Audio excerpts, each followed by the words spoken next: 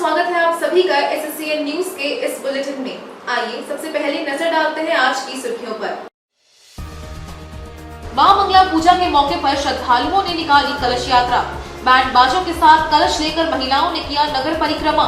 नदी किनारे मां मंगला को स्थापित कर पूजा अर्चना के बाद लौटे वापस। बैंड बाजों के साथ कलश यात्रा में खूब झूमे भक्तगण। टाटा स्टील लॉन्ग प्रोडक्ट्स के विस्तारीकरण को लेकर हुई जन सुनवाई में उठे विरोध के स्वर। ऑटो क्लस्टर सभागार में हुई जन सुनवाई में पहुंचे पूर्व सीएम मधु कोड़ा। जन सुनवाई में गहमा गहमी का रहा माहौल। जन सुनवाई में स्थानीय लोगों को नहीं दिया गया बोलने का मौका, मधु कोड़ा। राज्य के स्वास्थ्य मंत्री बन्ना गुप्ता के बयान पर भड़के भाजपा नेता अभय सिंह। कहा, सारे मामले का पार्टशेप हो जाने के बाद विधवा विलाप कर रहे मंत्री। कांग्रेस पार्टी पर लगाया हिंदू विरोधी और दंगा फसाद करने का आरोप। अभय सिंह ने कहा, परिवार के हिंदूवादी होने पर हमें है गर्व। आइए बात करते हैं श्रद्धा भक्ति के साथ मनाए गए मंगला पूजा की। जमशेदपुर में मां मंगला उषा पर्व पर श्रद्धालुओं ने भक्ति भाव से मां की पूजा अर्चना की और कलश यात्रा में शामिल हुए। नदी किनारे माता की स्थापना कर महिलाओं ने श्रद्धा पूर्वक उनकी पूजा अर्चना की और गाजे बाजे के साथ नाचते गाते वापस घर लौटे।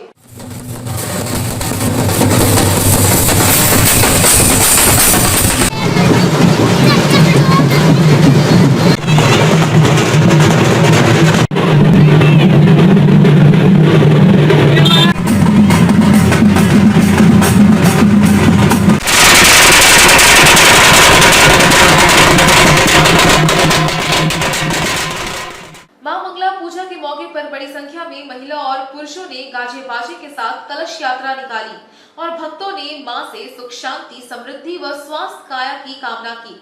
चैत माह के आखिरी मंगलवार को आयोजित होने वाले इस पर्व के दौरान शहर के विभिन्न क्षेत्रों से अलग अलग टोलियों में महिलाएं एवं पुरुष बैंड बाजों के साथ सर पर कलश व हाथों में पूजा की सामग्री लेकर झूमते नाचते राम बड़ौया बस्ती के समीप खरगई नदी पहुंचे।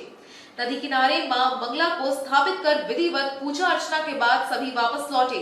दोपहर बाद से भालूमासा से भुइयाड़ी नदी किनारे स्थित मां मंगला के मंदिर में बलि देने के अलावा बड़े पैमाने पर विधिवत पूजा की जाएगी।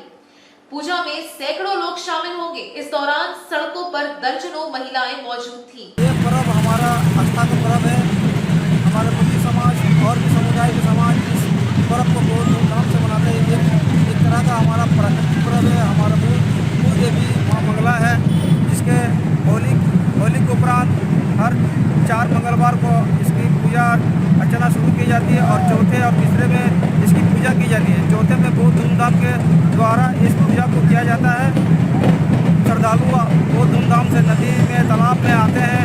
कलश की स्थापना की जाती है। कलश को अपने एक करके लेकर पद यात्रा द्वारा अपने जहाँ पूजा स्थल है वहाँ पर पहुँचते हैं और पूजा को संपूर्ण करते हैं। यह बहुत ही प्राकृतिक पर्व है। इसे बहुत को मनोकामना पूर्ण होती है। माँ मंगला हमारा कुल देवी है। आइए बात करते हैं टाटा स्टील लॉन्ग प्रोडक्ट्स के विस्तारीकरण को लेकर आदित्यपुर ऑटो क्लस्टर में हुई जन सुनवाई की। झारखंड राज्य प्रदूषण नियंत्रण पार्षद के तत्वावधान में टाटा स्टील लॉन्ग प्रोडक्ट्स के 1.2 MTPA इंटीग्रेटेड स्टील प्लांट के आधुनिकीकरण और विस्तार को लेकर सोमवार को आदित्यपुर स्थित ऑटो क्लस्टर सभागार में जन सुनवाई आयोजित की गई। भारी विरोध और समर्थन के बीच जन सुनवाई की प्रक्रिया को पूरा किया गया।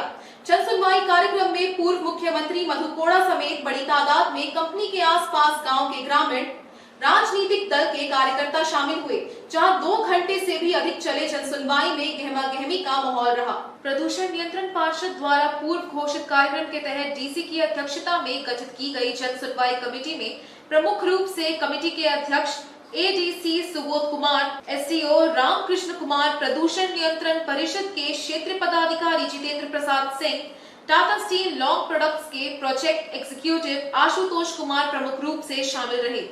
जन सुनवाई में पूर्व मुख्यमंत्री मधु कोड़ा के नेतृत्व में बड़ी संख्या में कांग्रेस पार्टी के कार्यकर्ता भी पहुंचे, जहां घंटों चले जन सुनवाई के बाद पूर्व मुख्यमंत्री मधु कोड़ा कांग्रेस कार्यकर्ताओं के साथ वॉकआउट कर गए। इस दौरान पूर्व मुख्यमंत्री मधु कोड़ा ने कहा कि कंपनी के प्रस्तावित प्लांट विस्तारीकरण से 10 किलोमीटर दूर जन सुनवाई का आयोजन का कोई औचित्य नहीं है। उन्होंने कहा कि जन सुनवाई में लोगों को बोलने का भी मौका नहीं दिया गया है, जो कंपनी के मंशा को जाहिर करता है। पूर्व मुख्यमंत्री ने कहा कि मामले को लेकर प्रदूषण नियंत्रण पार्षद रांची मुख्यालय में मामले की शिकायत की जाएगी। जन सुनवाई चूंकि यहाँ ऑटो क्लस्टर में नहीं रखना चाहिए था, जो प्रभावित क्षेत्र है उस जगह पर रखना चाहिए था। दूसरा है कि चूंकि बोलने के लिए भी अवसर बहुत सारे लोग को नहीं दिया गया, जिसके प्रति आक्रोशित हुआ है लोग, और ये पूरा जन सुनवाई में बोलने का मौका मिलना चाहिए। वही अधिकार सबको है, इसलिए इसके सारे लोग हम लोग वहाँ से वर्कआउट करके हम लोग बाहर निकल गए।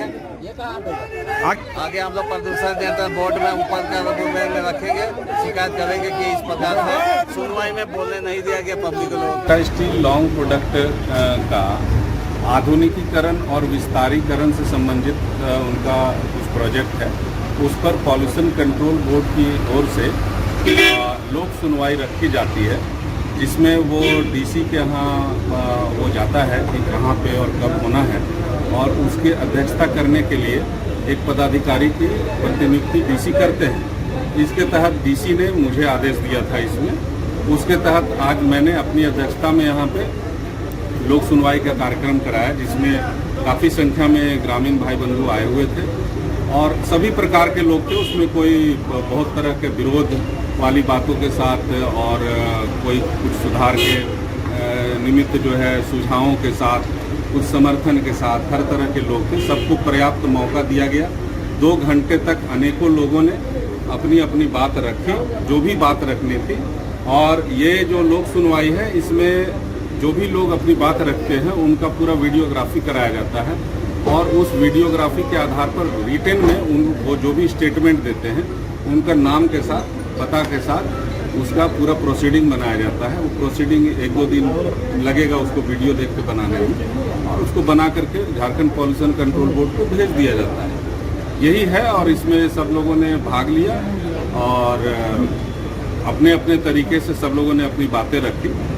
यही है, और इसको शांतिपूर्ण तरीके से उपायुक्त के आदेश के आलोक में ये प्रोसीडिंग को मैंने पूरा कराया है। आइए बात करते हैं वरिष्ठ भाजपा नेता व रामनवमी अखाड़ा समिति के केंद्र संरक्षक अभय सिंह द्वारा मंत्री बन्ना गुप्ता के बयान पर दी गई प्रतिक्रिया की। भारतीय जनता पार्टी के वरिष्ठ नेता और रामनवमी अखाड़ा समिति के केंद्र संरक्षक अभय सिंह ने कहा कि राज्य के स्वास्थ्य मंत्री जब सारे मामले का पटाक्षेप हो गया, तब विधवा विलाप कर रहे हैं। कांग्रेस कल्चर के डीएनए में श्री राम का विरोध विगत काल खंड से रहा है। शुरू से ही कांग्रेस दंगा फसाद करने वाली पार्टी रही है। हर हिंदुओं के त्योहार में ये बखेड़ा खड़ा किया जाता है। एक सोची समझी साजिश के तहत पूरे हिंदुस्तान में रामनवमी के शुभ अवसर पर जानबूझकर आगजनी, पत्थरबाजी, दंगा फसाद किया गया, क्योंकि मुस्लिम तुष्टीकरण की राजनीति थी, जिसका उदाहरण हावड़ा, गुजरात, बिहार, झारखंड रहा है। झारखंड के स्वास्थ्य मंत्री को ये बताना चाहिए, झारखंड विधानसभा के अंदर जब भाजपा के विधायक डीजे का विरोध कर रहे थे तो उस समय आपकी भूमिका क्या थी? जब सारे मामले का शांतिपूर्वक पटाक्षेप हो गया, तब आपकी निंदा टूटी। बन्ना गुप्ता द्वारा परिवार पर लगाए गए आरोपों का जवाब देते हुए अभय सिंह ने कहा कि मेरे पूर्वज हिंदुओं को बचाने के लिए अपनी भूमिका अदा किए। इसे मैं गर्व का विषय मानता हूँ और मानता रहूंगा। अगर हिंदुओं को बचाने के लिए हमारे परिवार को दंगई बोला जाता है तो मैं इस पर भी गर्व महसूस करता हूं, और ये गलती एक बार नहीं 100 बार करने के लिए भी तैयार हूं। हमने जेबीएम में भी रहते हुए हिंदुत्व से कभी समझौता नहीं किया। अभय सिंह ने अपनी गिरफ्तारी को लेकर अपने वरीय नेताओं और प्रतिपक्ष के नेता बाबूलाल मरांडी तक को भी जानकारी दी है। बताते चले कि दुर्गा पूजा भोग वितरण के मामले में अभय सिंह पर केस दर्ज किया गया था, जिसमें कोर्ट से वारंट निर्गत होने की बात कही जा रही है। माननीय मंत्री जो स्वास्थ्य विभाग के हैं, उन्होंने एक बहुत बड़ा गंभीर आरोप हमारे और हमारे परिवार के ऊपर में लगाया है। और 30 वर्ष पहले का इतिहास पढ़े जमशेदपुर के लोग, किनके परिवार के लोग दंगा फसाद करते थे।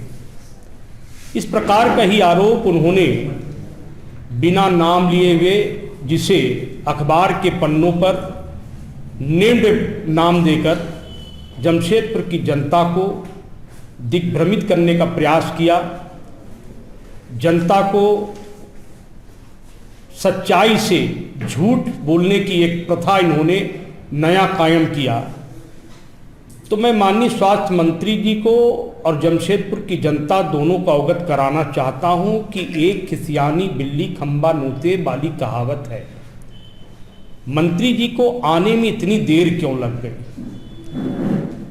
और सबसे बड़ी बात है कि अगर जमशेदपुर में कभी हिंदुओं के साथ में त्रासदी हुआ, हिंदुओं के साथ में गलती हुआ, ये पूरा जमशेदपुर जानता है, जमशेदपुर का इतिहास जानता है कि बातें क्या हुई हैं। अगर हिंदुओं को बचाना हमारे परिवार को दंगाई घोषित करे तो इसके लिए हम सहर्ष गर्व के साथ कहते हैं कि यह गलती हमारे परिवार ने नहीं, बल्कि ये हमारा गर्व का विषय है, जमशेदपुर की जनता का गर्व का विषय है कि ऐसी गलती एक बार हमारा परिवार नहीं करेगा बल्कि 100 बार करने को तैयार है। लेकिन सवाल क्या है कि कांग्रेस पार्टी का जो चरित्र है, ये ऐसे लोग हैं कि जब लाश की राजनीति करने वाले कांग्रेस के नेता हैं, इनके लोग ही ऊपर में आप देख लें कि ये लोग जानबूझ करके दंगा फसाद करते हैं। आज पूरा हिंदुस्तान में इसी परशुराम नवमी में क्यों घटना हुई? एक रणनीति के तहत बिहार में, बंगाल में, आंध्र में, महाराष्ट्र में, गुजरात में और उसी के तर्ज में जमशेदपुर में भी जानबूझकर व्यवधान पैदा हुआ। मंत्री जी कदमा में थे, इसी शहर में थे, उनके कदमा शहर के अगल बगल कदमा क्यों नहीं किया कि आपकी प्रॉब्लम क्या है? उनके घर के डेहरी के नीचे 2-3 झंडा है, भाटिया बस्ती, कदमा चौक, उनके लोगों से क्यों नहीं पूछा कि आपकी तकलीफ क्या है?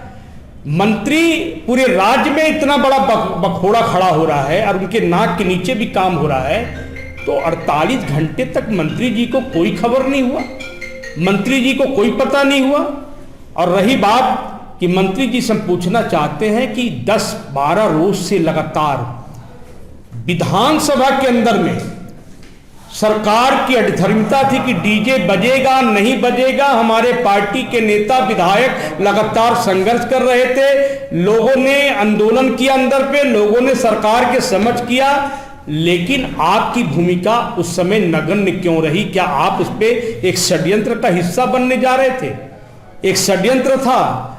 तो मेरा यह कहना है कि जिनके छन्ने पर 100 छेद हों, वो दूसरे के ऊपर में छेद और होल देखने की कोशिश कर रहे हैं।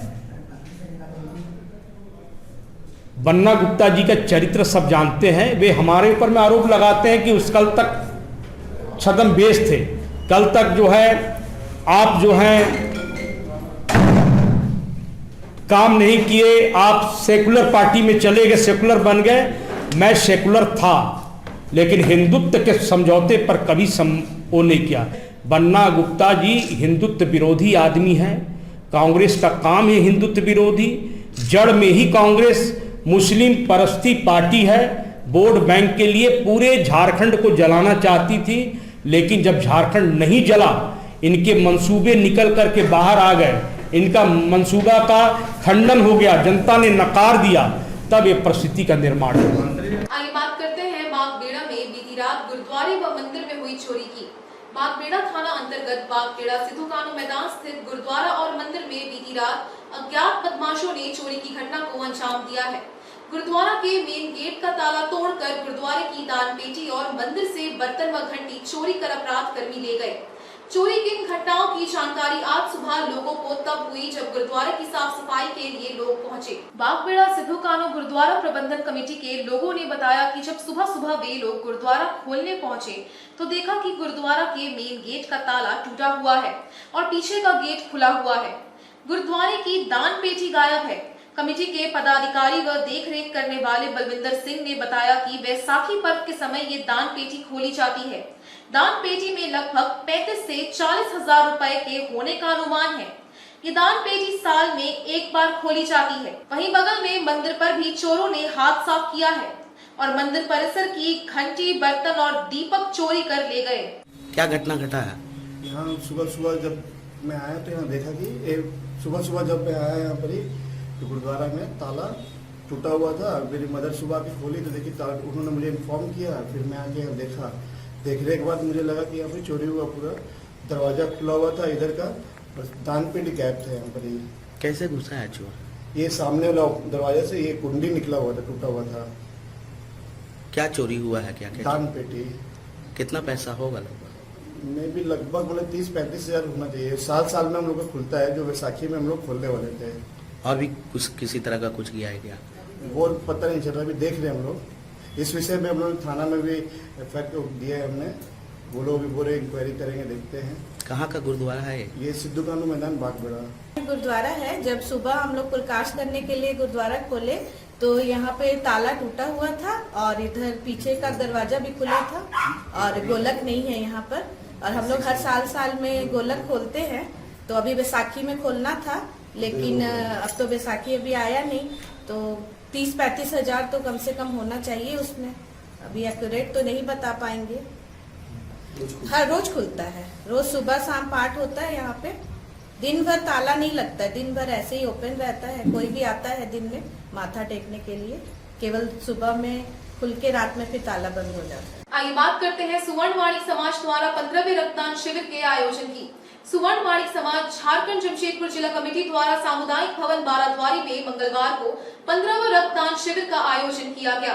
मानव सेवा से जुड़ी ये सामाजिक संस्था कई तरह के सामाजिक सेवा के कार्य में अपना हाथ बटाती है। कमेटी के प्रेस सलाहकार दीपक दत्ता ने बताया कि अमृत महोत्सव काल के मौके पर संस्था की ओर से रक्तदान शिविर का आयोजन किया गया है।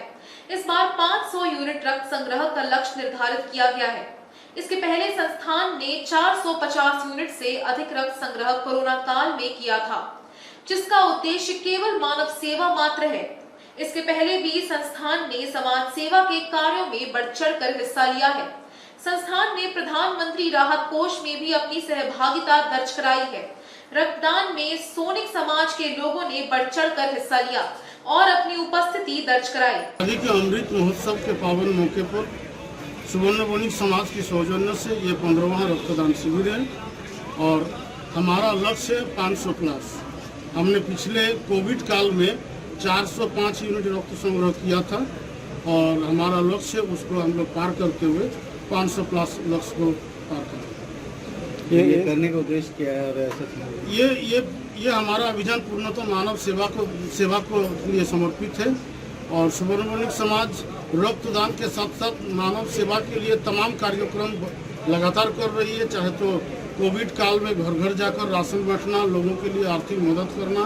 कोविड काल में हम लोग वैक्सीनेशन कैंप लगाए थे जिसमें 600 प्लस हम लोग वैक्सीन दिए थे। आइए बात करते हैं ट्रेन से कटकर हुई अधेड़ व्यक्ति की मौत की। जमशेदपुर के परसुडी थाना अंतर्गत लोको फाटक के पास ट्रेन से कटकर एक अधेड़ व्यक्ति की मौत हो गई है।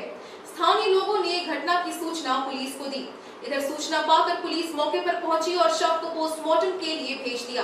मृतक की पहचान नहीं हो पाई है। पुलिस के अनुसार मृतक की उम्र लगभग 52 वर्ष बताई जा रही है। प्रत्यक्षदर्शियों ने बताया कि आज सुबह लोगों का फाटक बंद था। उस वक्त फाटक के सामने से इस्पात एक्सप्रेस गुजर रही थी। सभी लोग रेलवे ट्रैक से कुछ दूरी पर खड़े थे। तभी अचानक वहां खड़ा एक व्यक्ति ट्रेन की आखिरी 3 बोगियों के गुजरने से पहले ही ट्रेन के नीचे आ गया, जिससे मौके पर ही उसकी मौत हो गई। फिलहाल पुलिस मृतक की पहचान करने में जुटी हुई है। जो है कि हम लोग को स्टेशन मास्टर के द्वारा मेमो दिया गया, तो उसके आधार पर हम लोग अभी घटनास्थल पर पहुँचे हैं। अभी कार्रवाई जो है की जा रही है। आज के इस बुलेटिन में बस इतना ही। हम फिर हाजिर होंगे कुछ और नई खबरों के साथ। तब तक के लिए SCN न्यूज की पूरी टीम की ओर से मुझे दीजिए इजाजत। नमस्कार।